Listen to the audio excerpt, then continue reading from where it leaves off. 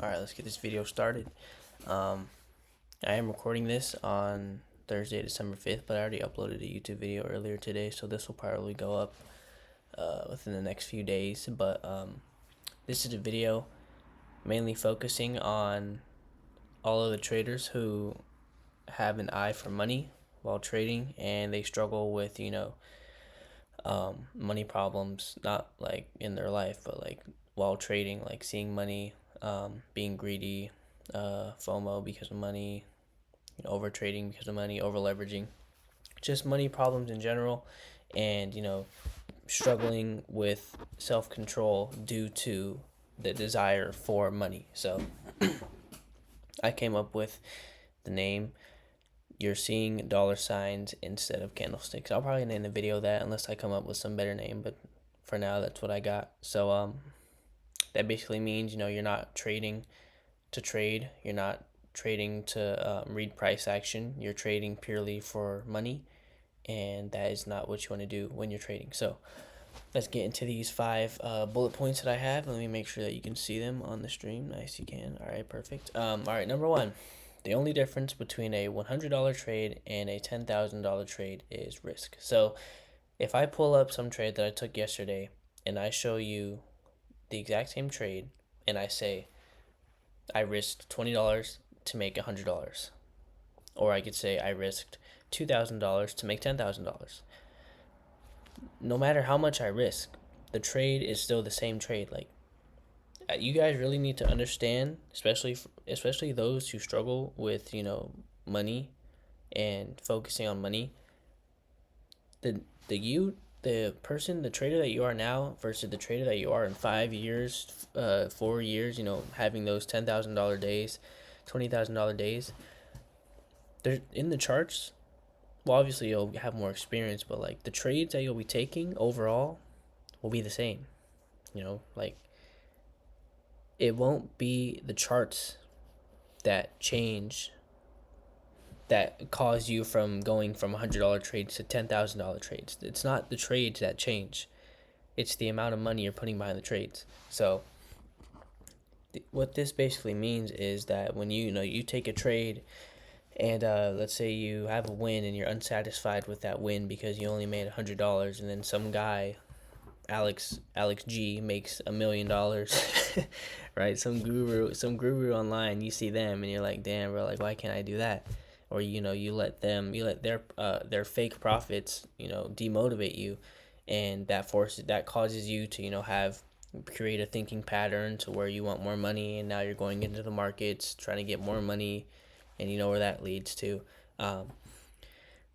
Basically, my main point is the trade. It's not the trades that you're taking that's not the problem with how much money you're making. The kind of trades that you take has no effect with how much money you make in trading. That's the main point. You can take any kind of trade that you want, and I could take the same exact trade, and if I'm risking more money, then I'm gonna make more money, right? So first things first, you got to get that through your head. That will hopefully that's like an aha moment for some of you that it's not the trades that's the problem, right? It's the no, not even a problem, but it's not the trades that's the like causing you to not make as much. It's just the risk behind the money. It's the capital, really. So get that through your head. Moving on to number two, you're not losing money, you're losing a trade. Think in RR. So what that basically means is whenever you take a loss, majority of you watching this video, if you are, struggling with this money problem, whenever you take a loss, the first thing that comes to your mind is how much money did you lose? Or, you look at the dollar value of how much money you lost, and that's the only thing that you focus on, and you let that eat you up inside.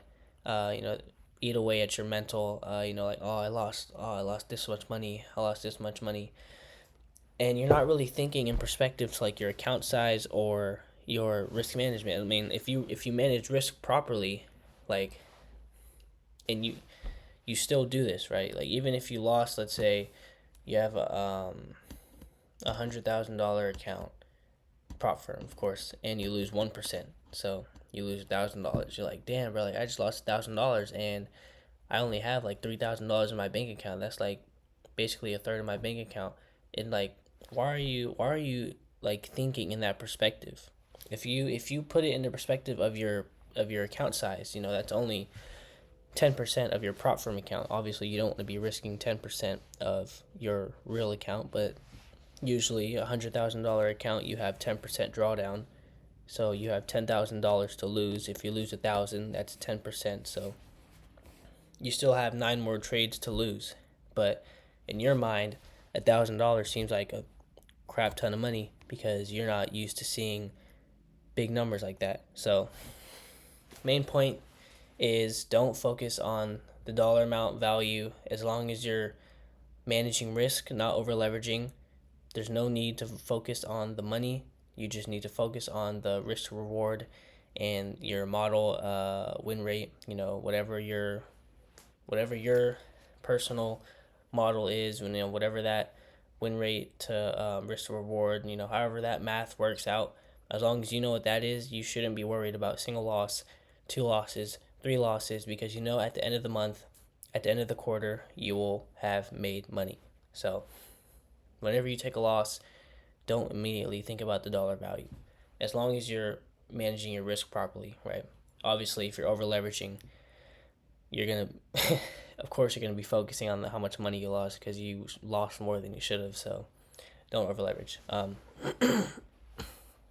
Third thing, and this is probably one of the most, I would say, relatable to most of you, I believe, because I used to say this a lot to myself, and that is, if only I had more capital. And that is one of the biggest lies you can tell yourself as a trader. And I'm speaking from a trader who repeats bad habits. Obviously, if you have good habits, practice good habits, then all you really need is more capital. But I'm speaking to those people who crash out, blow their account, and then they're like, oh, like if only I had more capital, I wouldn't have done these things. You're lying, trust me. Even if you had $100,000 live account and let's say you blew your $2,000 account, and you're like, dang, if only I had $100,000 live account, I wouldn't be. Thank yourself for blowing that $2,000 live account, because in 5 years, if you never blew that $2,000 account, that $100,000 account you would open would all be gone. So it's better to lose $2,000 than $100,000 to me. So yeah, that is one of the biggest lies you can ever tell yourself. It's not the amount of capital that you have that's causing you to crash out, causing you to go on tilt. It's not. It's you with your lack of self-control and you practicing bad habits, over leveraging, over trading. Mainly, I think over trading is probably the number one issue for most traders. That's my personal opinion, though. Let me know if I'm wrong. But yeah, it's never the amount of capital that you have that causes you to over leverage or over trade. But I can see how that is an outlet, because I used to do the same thing. I used to take a win on the day on some like small account, and I'd be like, bro, like what is this? Like, oh, I made like $500, bro. Like what? Like I should be making I want to make like $2,000, $5,000 in a trade, and this also tie. Some of you are like $500 in a day, like damn, bro. But this will tie into number 5. I'll touch back on this subject later, but we'll finish this first. So, I take a trade, a win like $500, and be like, oh, but I want like 2,000. I want 5,000. Like, oh, if only I had a bigger account size, I would be able to get that. And then, no, okay, let me backtrack. So I would take a trade, I would win, right? But I wouldn't be satisfied with the win because I was only thinking about the money. So then I would go back into the marketplace after taking a win, after having a good trading day. I would go back into the marketplace and then lose what I got. And then once I lose what I got, like damn, bro, like let me just get back to what I had. And then you go in the drawdown, and then you're like, all right, let me just get back to break even, and then your account's gone just like that. And then you're just sitting there staring at your monitor, questioning whether you want to put a hole through it or questioning whether you want to break down in tears. And then you're just staring at yourself like, what did I just do? And that's what happens. And it's the amount of capital you have did not cause you to be unsatisfied with your P&L. Um, whatever reason you were unsatisfied with your P&L, that is that's a personal reason for you. Whether that's you saw someone on Twitter that morning who made $5,000 and you only made $500, and that will cause you to be unsatisfied with your profits. Whatever it is, or I don't know, your friend sends you his P&L and then you see yours and it's like, damn, like I'd say most of it is just mainly like comparison to other things, because if you were just living on your own island with no internet and only a chart in front of you, and you were making however much money you were making enough to live, I'm pretty sure you'd be fine. $500 a day is very, very, very well above average. So I think comparison is like the main issue for that. But main point of number three is the amount of capital you have, the account size that you have, is not the cause of your bad habits. So always remember that. And it's always good to practice good habits. If you can practice good habits and not break any of your trading rules for 2 to 3 months, then if only you had more capital, that is when it's like, okay, like if you have more capital, then you can make life-changing money. But if you can't even go a week without following your rules, bro, like, come on, a week, I'm talking to you, bro, a week, right? You can't do a week of following your rules. 1 week. How do you expect to do a month? How do you expect to do a quarter? How do you expect to do half a year? How do you expect to do a whole year of following your rules and changing your family's lives if you can't even follow your rules for a week? Yeah, I'm talking to you, bro. You know who I'm talking to. And you better lock in, bro. That's all I'm saying. So yeah, don't lie to yourself. Don't try and find blame for your lack of self-control. And yeah, all right, on to number four. Overtrading equals a lack of belief in your model. So essentially, when you overtrade, whether you're emotional or whatever the reason that you overtrade is, like the main, like, no matter why you overtrade, what you're basically saying every time you overtrade is, I don't care about the probabilities. I don't care about my win percentage. I don't care about my win rate. I don't care about my risk management. Um, and you don't, like, you lose sight of your model, and the only thing that you're focused on most of the time is your daily P&L. And your daily P&L, I'd say that's the main reason for overtrading as well, money wise, unless you're just um, a little stubborn dude or girl who just can't accept the fact that they're wrong. um, never mind, I was gonna say something, but yeah,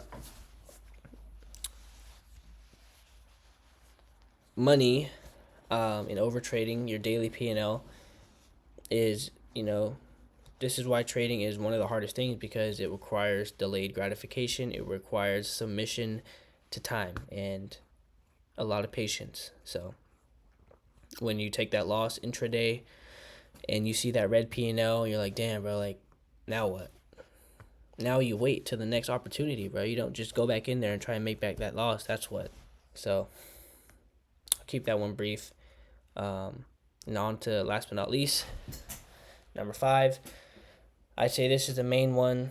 A lot of people probably struggle with this one mainly, especially those who have, seen success, and then they go back to where they were in the beginning after having some success, and that is, once you see it, it will be very hard to go back.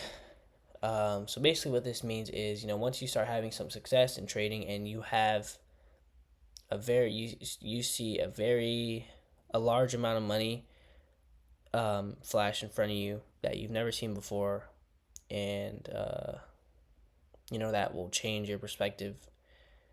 That will, like, emotionally scar you. It'll change your perspective on money. First of all, like, I remember, like, I vividly remember Um, like my first time I made like money that was like wow in a day. It was on a prop firm account. Like I never got the payout, but it was on a funded account, so it was money that I could have withdrawn, but I just wasn't. Yeah, But I made 18K in a day off of one trade, and that was like my first like wow, like I can't really explain it, but like it really changed my perspective on money for like and up until now, honestly. And it's very hard to see like significantly smaller trades than that, like maybe like 500 to $1,000 trade. Like that really seems like nothing to me. Like that doesn't even seem like a lot of money, even though I don't even have a lot of money. Like $500 to $1,000 in a day is amazing to me in terms of like my financial status. But in my head, like my mindset, where what I've seen, it's like $500 to $1,000 is pretty good, yeah. But like it doesn't really satisfy me in terms of the money, and I think that's very bad. I'm very aware that that is not like a good thing. That's not a good mindset to have. And I'm still trying to work on going back to um, just appreciating anything I can get, really, because you know I've just seen a lot of numbers that have really messed with my head and the way I see money in trading. And that's really the main point of this one is, once you see it, it's very hard to, go back and appreciate, the small things, small trades, because at the end of the day, like I said, the only difference is the risk behind the trade. And obviously I was risking a lot more for that 18K day versus compared to like what I risk now. And I just have to remind myself of that. um, it's just a risk. The trades will always be the same. It's just the risk. So I just thought I'd share that because I feel like maybe some other people have that problem. But yeah, it's pretty much it for this video. I feel like this is a very good video. um, how long is it? 18 minutes. All right, yeah, that's plenty of time. So hope you guys made it to the end. If you did make it to the end, that means you're probably struggling with um, money and trading, and you're focused on the money. Final piece of advice, bro, is don't trade for the money. And as cliche as that sounds, like, trade because you enjoy trading. Trade because you enjoy looking at a chart, you enjoy looking at candlesticks, and you like, you just enjoy. Why do you trade? You trade because you enjoy the freedom. So take pride in that freedom that you get, and don't trade solely for the money. Like, you don't go into the day thinking like, oh, I need to make $100, I need to make $1,000. Don't do that, bro. Just trade. Just wake up like, oh, I'm grateful I get to trade, and have opportunity to make money in the markets. And if I don't, then I'll come back tomorrow. Don't just enjoy it, really. um that's pretty much it. Just enjoy the process, enjoy following your rules, all that basic stuff. But yeah, I'm gonna end the video here. I don't want to hold you guys for too long, in case you guys are still watching. I don't really have much else to say. But yeah, if you learned anything from this video, or if you were able to relate to anything, let me know in the comments. And I enjoy reading your guys' comments. I enjoy hearing about your stories, hearing how you relate. So let me know all about it. And with that being said, be safe, follow your rules, and I will see you guys next time.